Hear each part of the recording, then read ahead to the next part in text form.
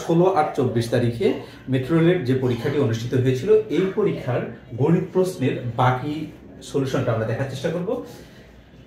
এখানে এই কোশ্চেনটি যদি আমরা দেখি, কোন সংখ্যাটি ভিন্ন ধরনের, এখানে দেখুন চারটা অপশন রয়েছে। এই চারটা অপশনের আপনাকে এমন একটি অপশন বের করতে হবে যে অপশনটি অন্য অন্য সংখ্যাগুলো থেকে আলাদা, অর্থাৎ ওই অপশনটি অন্য সংখ্যাগুলো যে বৈশিষ্ট্য ধারণ করে ওই বৈশিষ্ট্য ধারণ করবে না। যেমন ধরুন এইখানে যদি আমরা সার্টিফাই করি যে এখানে দেখুন 4, 6 আর 4, 10, 5 কত হয়, এখানে 15 হয়। এই 15 এইটা কিন্তু 3 দ্বারা ডিভিজেবল, সুতরাং এই সংখ্যাটাও 3 দ্বারা ডিভিজেবল। তার মানে আমরা এখানে একটা বৈশিষ্ট্য পাচ্ছি। সিমিলার ক্যাটাগরিতে আমি যদি এইখানে আসি, 7, 5, 12 আর 9 হচ্ছে 21, অর্থাৎ সংখ্যাটির অঙ্কগুলোর যোগফল কত আমাদের 21। এই 21 সংখ্যাটা 3 দ্বারা ডিভিজেবল, সুতরাং এই 579 সংখ্যাটা 3 দ্বারা ডিভিজেবল। সিমিলার ক্যাটাগরিতে 831, যদি এই সংখ্যার অঙ্কগুলো আমরা যোগ করি, 8 আর 3 11, 1 12, অর্থাৎ এই 12 সংখ্যাটি 3 দ্বারা ডিভিজেবল, সুতরাং এই 831টাও 3 দ্বারা ডিভিজেবল। তার মানে খ, গ এবং ঘ তিনটা অঙ্কই কিন্তু বা হচ্ছে তিনটা সংখ্যাই কিন্তু 3 দ্বারা ডিভিজেবল। এখন আমরা এইটাতে দেখব ক নম্বর অপশনটা আসলে 3 দ্বারা ডিভিজেবল হয় কিনা। 3, 3, 6, 7, 8, 6, 13, এই 13 সংখ্যাটা কিন্তু কোনোভাবেই 3 দ্বারা ডিভিজেবল নয়। সুতরাং এই তিনটা একই বৈশিষ্ট্য ধারণ করলেও এই ক নম্বর যে অপশনটা এটি কিন্তু একই বৈশিষ্ট্য ধারণ করে না। তার মানে এই প্রশ্নের অ্যান্সার হচ্ছে আমাদের এই মিস্টার ক। একটি দোকান থেকে ওয়াই টাকা দিয়ে 16টি কলম কেনা যায়। কলমের মূল্য যদি 20% হ্রাস পায় তবে জেড টাকা দিয়ে কতটি কলম কেনা যাবে। এই ক্যালকুলেশনটা আমরা আসলে মুখে মুখে করার চেষ্টা করব। এখানে দেখুন 20% কমানো হয়, অর্থাৎ হচ্ছে কলমের মূল্য যদি 20% কমানো হয়, 20% কমানো মানে কি, মানে 100 টাকায় কমে 20 টাকা, অর্থাৎ হচ্ছে যে কলম আপনি 100 টাকায় কিনতেন ওই কলমটা আপনি কিনছেন কত দিয়ে, 80 টাকা দিয়ে। অর্থাৎ আমরা এখানে বলতে পারি 100 টাকার কলম পাওয়া যাচ্ছে 80 টাকায়, তাহলে 1 টাকার কলম পাওয়া যাবে 80 ভাগ 100 টাকায়। এবারে আসলে আপনার মূলধন কত, এখানে বলছে ওয়াই টাকা দিয়ে 16টি কলম কেনা যায়। তার মানে আমরা এখানে লিখতে পারবো যে ওয়াই টাকার কলম বর্তমানে পাওয়া যাবে কি দামে, তাহলে 80 ইন্টু ওয়াই বাই হচ্ছে 100। ক্যালকুলেশন করলে এইটা ক্যান্সেল। যদি আমরা 2 দ্বারা কাটি তাহলে এখানে 4, এখানে হচ্ছে 5, তার মানে এখানে 4y বাই 5 এত টাকা। এই কথাটার অর্থ হচ্ছে যে আগে যে কলমের মূল্য y টাকা ছিল বর্তমানে ওই কলমের মূল্য 4y বাই 5 এত টাকা। এখন প্রশ্নে বলছে y টাকা দিয়ে 16টি কলম কেনা যায়, তার মানে বর্তমানে এত টাকায় কেনা যাবে 16টি কলম। আর প্রশ্নে বলা হচ্ছে জেড টাকা দিয়ে কতটি কলম কেনা যাবে, তাহলে ওই কথাটা আমরা লিখবো 4y বাই 5 টাকা দিয়ে 4y বাই 5 টাকায় কেনা যায় কতটি কলম, 16টি কলম। তাহলে 1 টাকায় কেনা যাবে কতটি কলম, 1 টাকায় কেনা যাবে মানে হচ্ছে কি ভাগ হবে 16 ইন্টু এটা উল্টে যাবে 5 বাই হচ্ছে 4y। জেড টাকা দিয়ে কতটি কলম কেনা যাবে, তাহলে আমরা এখানে লিখবো জেড টাকা দিয়ে কেনা যাবে 16 into 5 into Z by 4y, অর্থাৎ এতটি কলম। আমরা জাস্ট এটা ক্যালকুলেশন করবো। 4 দ্বারা যদি 16কে কাটি এখানে 4 আসে, অর্থাৎ হচ্ছে 4 × 5 = 20 জেড বাই ওয়াই। এখানে 20 জেড বাই ওয়াই, এই যে মিস্টার কতে হচ্ছে আমাদের এখানকার অ্যান্সারটা। x ও y দুইটি ধনাত্মক সংখ্যা এবং x = y - 50/y, যদি y এর মান দ্বিগুণ করা হয় তবে x এর মান কি হবে, কমবে, দ্বিগুণ হবে, দ্বিগুণের চেয়ে বেশি হবে নাকি কোনোটিই নয়। অর্থাৎ আমাদের এই ম্যাথটি দিয়ে আমাদের একটা রিলেশন বিল্ড আপ করতে হবে। এখানে প্রদত্ত যে ইকুয়েশনটা রয়েছে x = y - 50/y, দেখুন এই অঙ্কটা করার জন্য আপনাকে জাস্ট একটা রিলেশন বিল্ড আপের ট্রাই করতে হবে। এখানে দেখুন বলা হচ্ছে x এবং y উভয়ই ধনাত্মক সংখ্যা, x এবং y উভয়ই ধনাত্মক সংখ্যা। এখন যদি আমি এখানে এমন একটা সংখ্যা নেই বা ধনাত্মক সংখ্যা নেই, আমি কিন্তু কোনোভাবেই এই y এর ভ্যালুটা অর্থাৎ এইখান থেকে এইটা বাদ দিলে কখনো কিন্তু ঋণাত্মক পাবো না। যদি আমি ঋণাত্মক পাই তাহলে কিন্তু এই কন্ডিশনটা ভায়োলেট করবে।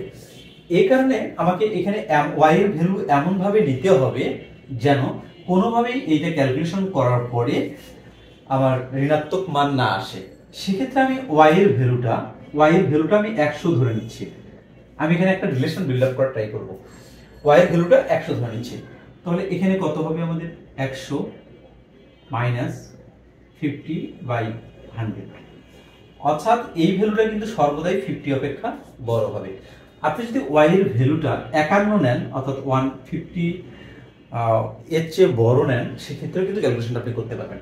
দেখুন এটা যদি ক্যালকুলেশন করি আমি গেস পাওয়ার দিয়ে 100 মাইনাস 100 কে যদি অর্থাৎ 50 কে যদি আমি 100 দ্বারা ভাগ করি 0.50 এ ধরনের একটা ভ্যালু আসবে।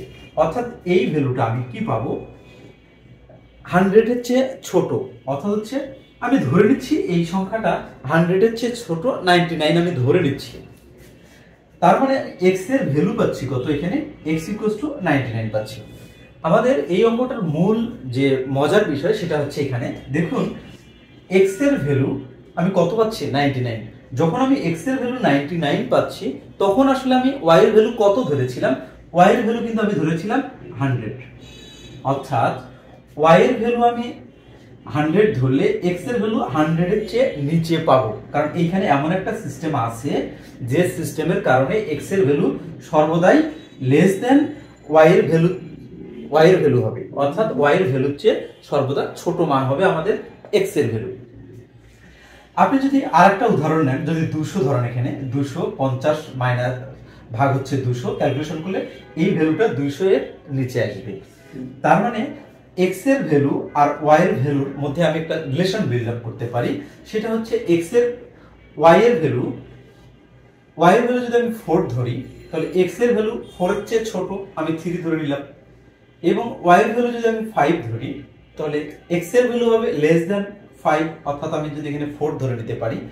আবার y এর ভ্যালু আমি এখানে যদি c ধরি তাহলে x এর ভ্যালু 3 এর চেয়ে ছোট 2 হতে পারে, এই ধরনের। তার মানে আমি এখানে একটা রিলেশন বিল্ড আপ করে নিলাম এই ফিগারটা থেকে।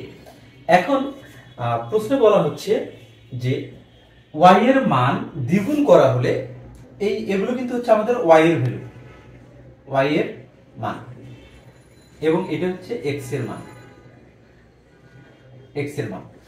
এখন বলানো হচ্ছে যে যদি y এর মান দ্বিগুণ করা হয়, এই y এর ভ্যালুটা যদি দ্বিগুণ করা হয়, আমি এটা দ্বিগুণ করে দিলাম, তাহলে কত পাচ্ছি আমরা 8 পাচ্ছি। সিমিলার ক্যাটাগরিতে এটাও দ্বিগুণ করে দিলাম, 5 × 2 = 10 পাচ্ছি। এইটাও দ্বিগুণ করে দিলাম, কত পাচ্ছি 3 × 2 = 6 পাচ্ছি।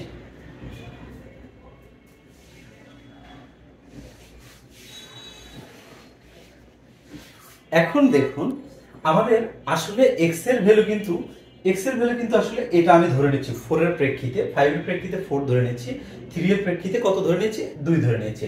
এখন y এর ভ্যালুটাকে দ্বিগুণ করার পর x এর যে ভ্যালুটা সেটা আসলে কি ধরনের আসতেছে দেখুন। এখানে কত পাচ্ছি আমরা 8 পাচ্ছি, যেটা এই 3 এর চেয়ে, অর্থাৎ 3 এর সঙ্গে 8 এর একটা রিলেশন বিল্ড আপ করাবো আমরা।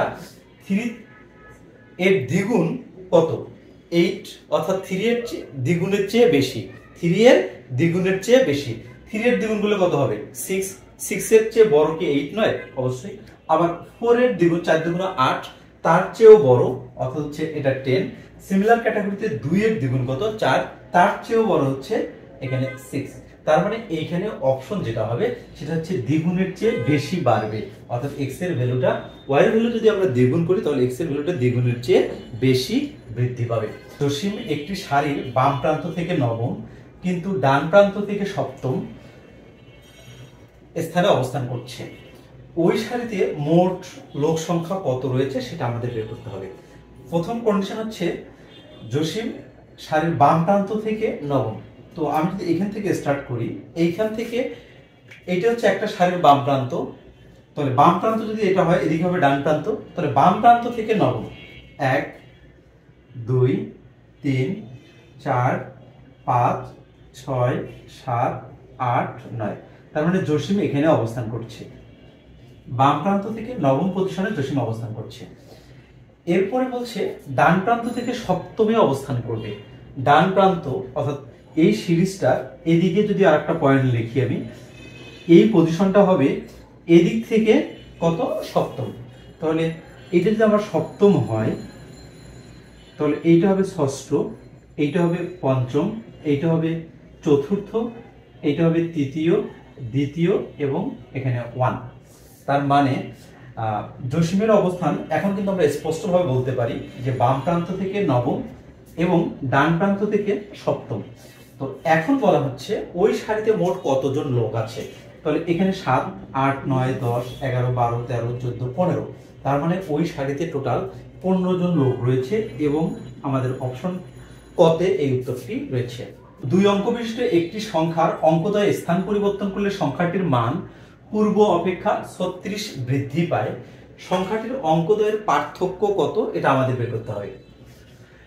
2 অঙ্ক বিশিষ্ট একটি সংখ্যা যখনই 2 অঙ্ক বিশিষ্ট আসে তখনই আসলে আমাদের একক স্থানীয় অঙ্ক এবং দশক স্থানীয় অঙ্ক ধরে নিতে হয়। যদি আমি এখানে ধরে নেই যে একক স্থানীয় অঙ্কটা, একক স্থানীয় অঙ্ক